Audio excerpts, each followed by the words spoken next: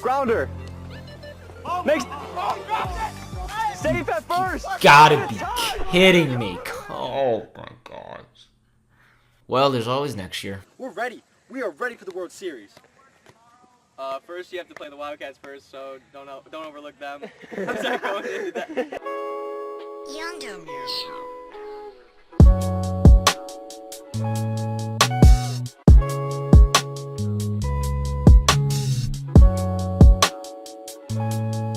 Hello everyone. So from May to August, we have reached the apex of the 2018 MLW season with the World Series, featuring the Wildcats and the Mallards, two teams whose captains are some of the few original MLW players still remaining in the league, Tommy Coughlin and Kyle Schultz, as I'm sure you all know. This is a matchup I and many others have been hoping for in the World Series, and now that we finally have it, I'm going to spend today breaking down the matchup and giving my overall thoughts and predictions. So first of all, stepping over to the Mallard side of the ring, let's unpack the roster. It's been a bit of a mess. McPeak got a boo-boo on opening day and left after the first game, and proceeded to not show up until the end of the season due to being on vacation, I think. In his absence, the Mallards added a waiver wire pickup, Austin Ford. And honestly, although his numbers are not all that impressive, I really do see him having a bright future in the league. And if he does come back next year with some experience under his belt, the Mallards will be a great team in 2019. However, that's a discussion for another day, and today we have to face the fact that Austin Ford was 1 for 8 off of Kyle and just looked completely overmatched facing Kyle's lefty curve. Looking back at that series, I really feel there is a lot to be gained in terms of insight for the World Series. Number 1, Tommy Coughlin made Kelly and Purak look absolutely silly. Number 2, as the series went on, Dabriko and Coughlin both seemed to be seeing Kyle a lot better. And number 3, Tommy's control issues.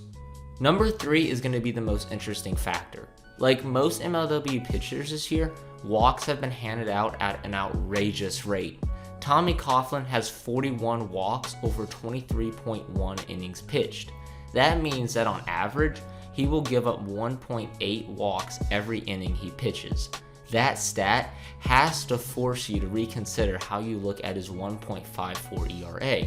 Because while although that's impressive and Tommy's stuff is nastier than ever, if he has one bad inning and gives up some runs based on his walks, that can be crippling, as Kyle has been very controlled his last couple of starts, and I predict the World Series games will all be very tight contests. So one bad inning could probably cost the Mallards the game and consequently the World Series. The two keys for the Mallards will be for Tommy to keep the ball low and pitch around Kyle. If he can keep his walks down and cut down Purak and Kelly, he will give them the chance to have a pitching duel with Kyle. Now for hitting, Tommy has the advantage of being a lefty. He can see Kyle's lefty curve very well. He needs to turn on it and hit it. Same for Austin Ford. Noah Dabriko will be the key offensively for the Mallards. If he can be patient, he has a great eye and can draw walks and then wait for Kyle to hang a pitch so he can take him deep.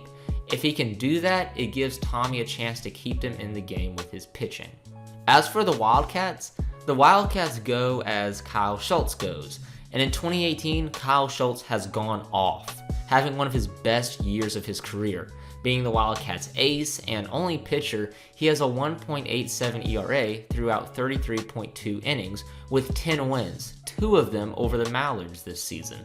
Crazier than that, Kyle is hitting .521 with 13 home runs. Yeah, he's carrying the team. While Kelly and Purak have been great in the field, and I do think they have potential, especially Purak, they are rookies. And when they've had to face the ace pitching of, say, Daniel Schultz or Tommy Coughlin or even Ryan Cratchit, they've been completely overpowered.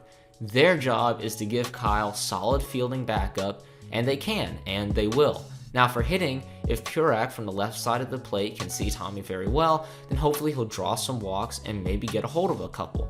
But realistically, Kyle is the best matchup against Tommy. He's seen him the most, he's got the most experience, and so does Tommy against Kyle.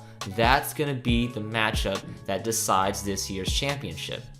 And usually, boys, I say that teams win championships, but more often than that, I say pitching wins championships. And Kyle's pitching and hitting is on a pace that seems unstoppable. And for my 2 cents, I think Kyle is going to carry the Wildcats to another championship title. He's just been that good this year. 2018 has been Kyle Schultz's season, and to me, it's looking like it'll be his first championship season since 2015. And that's going to do it for my thoughts on the MLW World Series this year, but most importantly, may the best team win, and I think it is going to be a great and really entertaining matchup, and you should definitely keep up with the series. I know I will be. As it was already played, the videos should be coming up soon, so definitely check them out and tell me your thoughts below. I'd love to know what you guys are thinking. That's all I got for you fellas today. Get out there, play some Wiff, support the wiffle ball community, and enjoy the 2018 MLW World Series. Goodbye. Yondo music.